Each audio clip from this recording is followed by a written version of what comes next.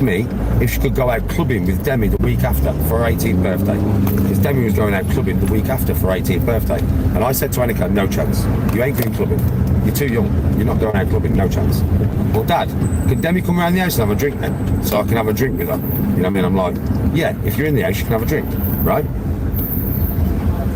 And then we sat having a drink and just sat there, do you know what I mean, chilling, having a drink, chatting loads of fucking mad waffle. You know what I mean, right? And you have to understand, at that time, I had everybody saying that I had not had any of these fights. I'd never had a fight in my life. Now, Demi's from the area, so she's seen me have some of these fights.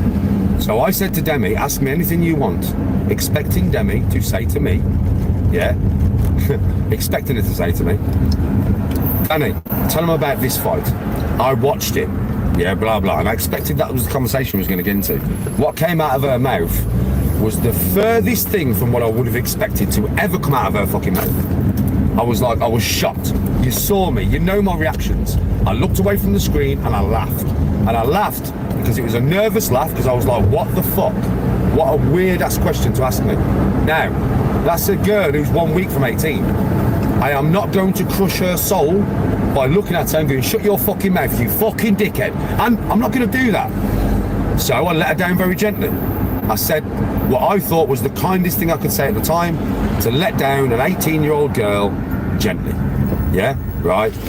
And then, but now I'm all this, No, it's bullshit, bruv. It's all bullshit. Just to make me look a certain way when I'm not a certain way. Do you know what I mean? Not at all. Not at all. Why?